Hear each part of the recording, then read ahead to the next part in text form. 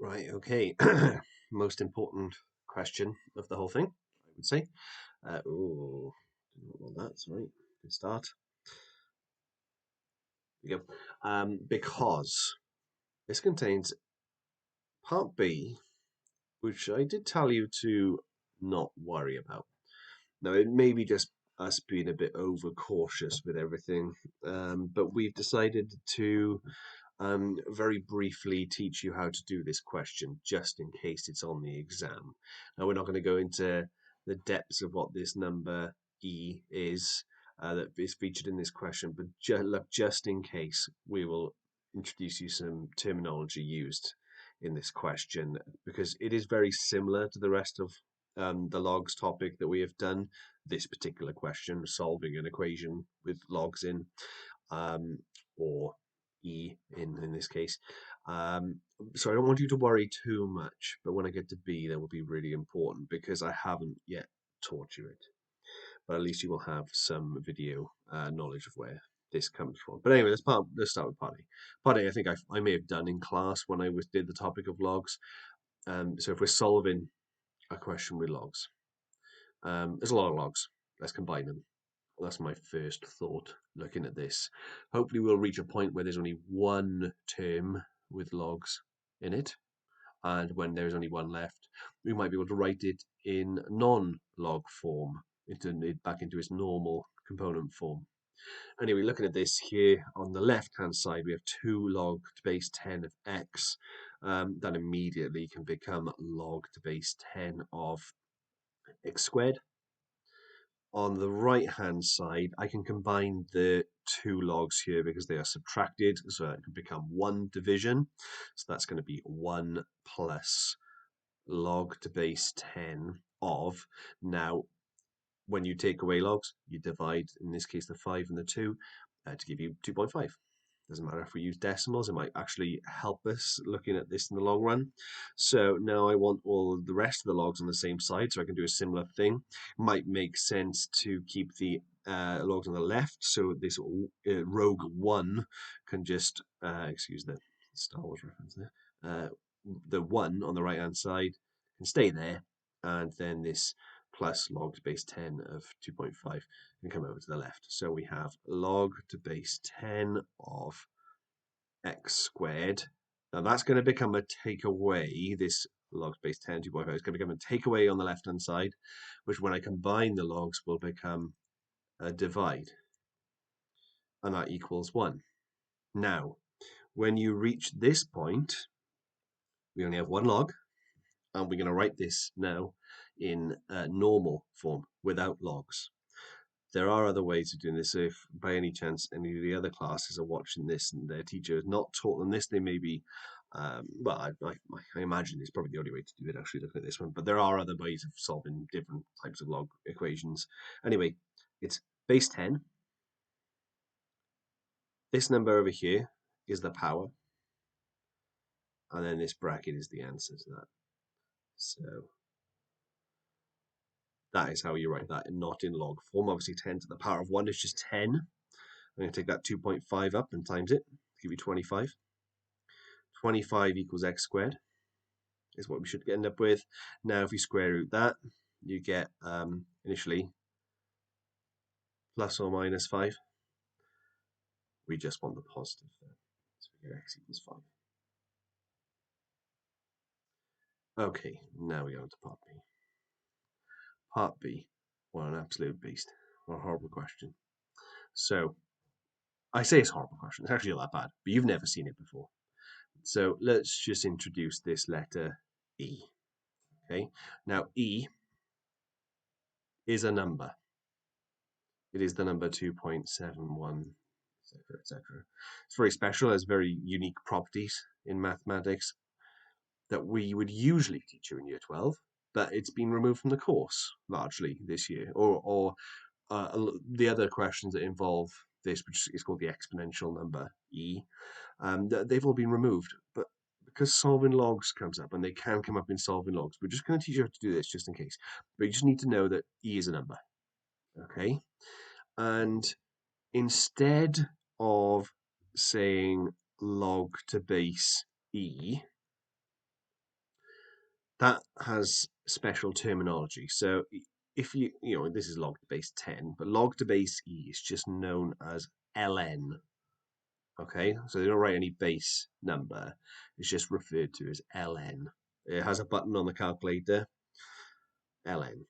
Now, this will be explored in so much more detail at some point. Just in case it comes up in this sort of question in the exam, there's some terminology. So E is just a number. It's like, pi is 3.14, E is 2.71, etc., whatever it is. And we don't say log to base E, we say ln. So if you're solving this equation here, now there's one particular thing I don't like. I'm going to take that 2 over to the other side, divide the 3, and you get 1.5 equals e to the power of 0.5x. Now what I teach my class is that if the unknown, if the variable we're trying to work out, in this case x, is in the power, we need logs. Now one way of doing this, another teacher may have taught them to take logs of both sides, and I would have done that as well, but I generally like to just write it in log form. Now, e is not the thing you are trying to work out. E is just a number. If you need to, just think of it as 2.71 to the power of this. So if I was to write this in log form, it would be log to base e. We don't tend to write that. We go for ln. So log to base e of 1.5 equals 0.5x. That is just the principle of writing something that was in normal form in log form. Remember, ln just means log to base e. If I want to rearrange this now, it is ln of 1.5 over 0.5 equals x. Then it's just a calculator job. So ln of 1.5 divided by 0.5 is 0.81. So we have 0.81 as my answer. Then we get on to part C, which at a quick glance, but just an absolute beast of a question, this one, in terms of difficulty and logs and everything in between. So there's one very difficult part that comes immediately. Well, not difficult, but it's an unusual concept, and it really tests your skill of understanding indices in particular. Express 4 to the power of x minus 10 times 2 to the power of x in terms of y, where y equals 2 to the power of x. This is a disguised quadratic.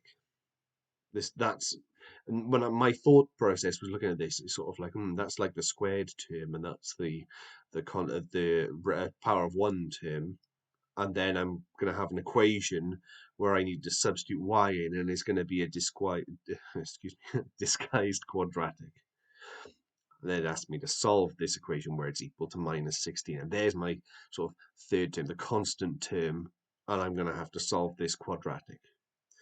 The first step is where you can lose a mark. I haven't checked the mark scheme in terms of the marks for this one, but I'm guessing that if you can't do the very first step of this question, you can still gain marks, I think, if you sort of guess that it's got a quadratic and then factorize afterwards.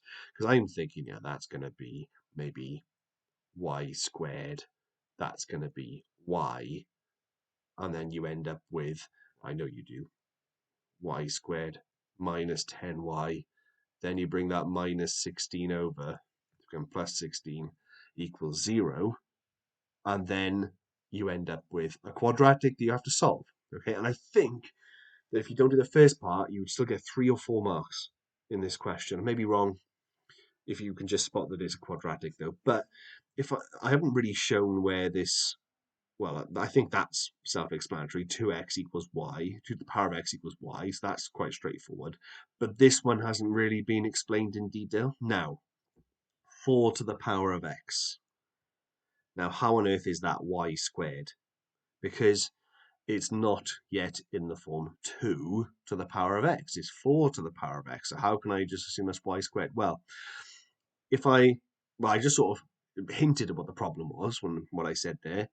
y is 2 to the power of x, and this is a 4. So if I just change that, so it is 2 instead, then, well, 4 is 2 squared. So that is now, those two things mean the same thing. According to the rules of indices, when you have a power raised to another power, they multiply together. So 4 to the power of x and 2 to the power of 2x are the same thing. They are equal. They mean the same thing. So if y is equal to 2 to the power of x, then when I have 2 to the power of x and then square it, it means the same thing. Okay, so that is why it is y squared, because this inside the bracket is y, and that is where y squared comes from. So 4 to the power of x can be changed to y squared. 2 to the power of x can be changed to y. And then we end up with this quadratic. This quadratic here, is y minus 8, y minus 2. When you factorize, and you get y equals 8, y equals 2. But it wants me to solve the equation.